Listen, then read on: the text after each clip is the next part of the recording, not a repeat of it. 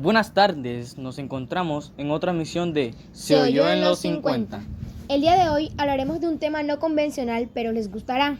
Nos referimos al conflicto coreano. Sí, señores, se dio entre los años 1950 y 1953 y fue un conflicto armado que tuvo lugar en la península coreana. ¿Sabía eso, compañero?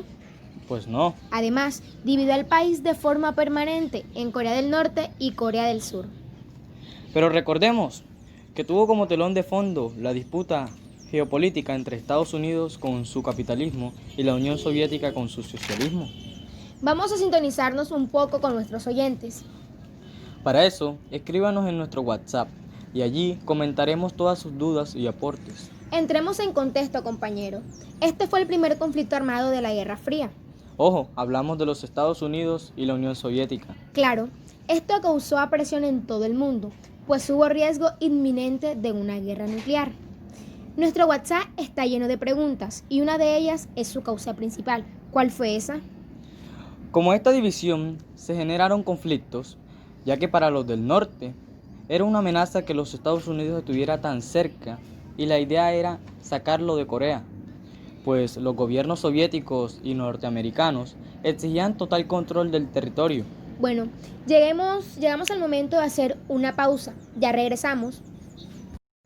Les recordamos que esta sección es patrocinada por la Institución Educativa Mayor de Valledupar, César Pompeyo Mendoza Hinojosa, quien te invita en esta cuarentena a lavarte las manos continuamente. Retomemos. Tras varios intentos de derrocar el gobierno surcoreano, Corea del Norte invadió a Corea del Sur. ¿Y saben cuándo? Pues sí, el 25 de junio de 1950. Las tropas norcoreanas conquistaron Seúl, iniciando el conflicto. Bueno, para nosotros es súper importante la opinión de nuestros oyentes y por eso nos han llegado muchas características y hoy es el espacio de ustedes. Hablaremos de algunas características. División del país en dos. Además, se da el conflicto entre dos ideologías y yo sé que ustedes lo saben, está el capitalismo y el socialismo. Diferencias sociales, mientras que en Corea del Norte no existe la libertad de expresión y la posibilidad de dejar el país en forma legal. En Corea del Sur existe la libertad de expresión. Sus habitantes son libres para elegir o escoger sus corrientes de pensamiento. Además, esto ayudó a que se convirtiera en potencia mundial en tecnología, bastante interesante. Otra de las inquietudes de nuestros oyentes es ¿cuáles fueron los combatientes de esta guerra? Pues se los tengo. Los principales fueron las repúblicas de Corea del Norte apoyadas por China. Y por otro lado, tenemos a Corea del Sur, respaldada por Estados Unidos, Austria, Canadá y hasta Reino Unido. Pues esto trajo unas consecuencias. Comencemos. Están las bajas en ambos bandos, con 36.000 norteamericanos muertos, más 400.000 surcoreanos muertos y hasta heridos. Nacionalización de la economía de Corea del Norte. Además, a partir de 1991, la economía norcoreana entró en crisis. Corea del Sur tuvo como alianza económico a Estados Unidos y a Japón. Continuando con nuestra transmisión, creo que todos nuestros oyentes están ansiosos por saber qué dimensiones abarca el conflicto coreano. Y sí, señor, su emisora Se oyó en los 50 se le atiene. Empecemos con la dimensión social, pero recuerden que no solamente está la social, tenemos la política y la económica. Y hoy su reportera Shirley Ñate les explicará la dimensión social. Debemos saber que el tema de que hoy estamos tratando, recuerden, el conflicto coreano, se presenta de manera colectiva, generando así mucha más influencia. Recordemos que en este caso es América del Norte y América del Sur.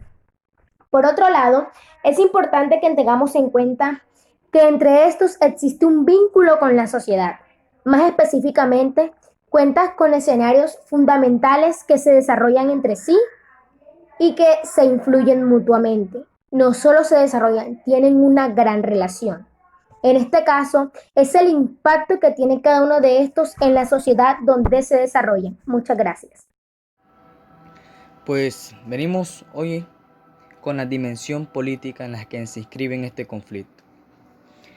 Después de la división del poder, en el momento de la influencia de estas grandes potencias, como lo es Estados Unidos y la Unión Soviética, repercutió en toda la historia de las Coreas, desde la época de 1950 hasta el final de la guerra en 1953, estableciendo diferencias políticas debido a que el poder que adoptaron estos dos países. fueron basados por diferentes ideologías, como lo es el socialismo y el capitalismo, lo que más adelante fue una de las principales causas del conflicto, como la guerra, la ambición de querer juntar otra vez las dos Coreas, bajo una ideología regida por Corea del Norte con su socialismo.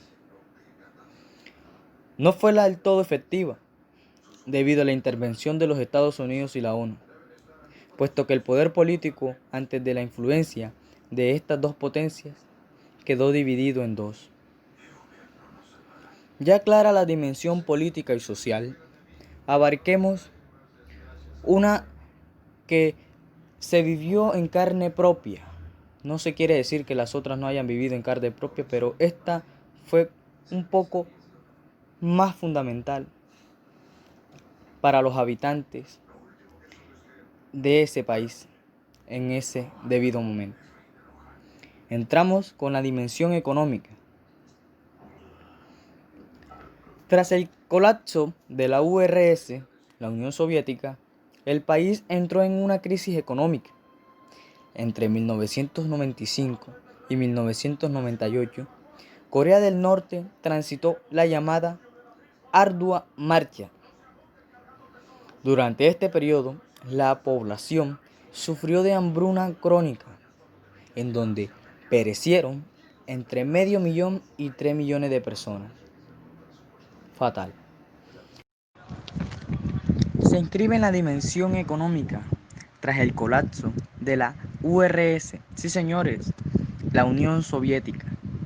En este momento, el país entró en una crisis económica. Entre 1995 y 1998, Corea del Norte transitó la llamada ardua marcha. Durante este periodo, la población sufría de hambruna crónica, en donde perecieron entre 500.000 y 3 millones de personas. Llegó el momento de darle fin a nuestro espacio. Pero no sin antes contarles cómo finalizó todo este conflicto coreano. En julio de 1953, el gobierno norteamericano amenazaba con usar armas nucleares contra Corea del Norte y China, si la guerra no era finalizada con la rendición norcoreana. Interesante. Por ello, China amenazada desiste y el ejército norcoreano se rinde finalizando la guerra. La guerra tuvo lugar hasta julio de 1953, cuando se firmó el armisticio a dejar de luchar. Esperemos un momento. Un oyente nos pregunta qué es un armisticio. Pues les cuento. Un armisticio es un acuerdo que firman dos o más países en guerra cuando deciden dejar de combatir durante cierto tiempo, con el fin de discutir un acuerdo de paz. Esta información es importante. Estén pendientes y memoricen. El acuerdo llamado Panmunjom fue solo un alto del fuego, pues el tratado de paz hasta hoy, imaginen, 2020 no ha sido firmado. Tanto así que la frontera que divide a Corea del Sur y Corea del Norte se mantiene hasta hoy. A pesar de su área desmilitarizada, sigue siendo víctima de frecuentes conflictos. Lamentablemente, hemos llegado al fin de nuestra transmisión. Sí, señores, le damos las gracias a todos ustedes por estar conectados con nosotros. Gracias, especialmente al docente Moisés Zapata por su sintonía. Hasta la próxima. Su canal de radio, Soy Yo No 50, los quiere.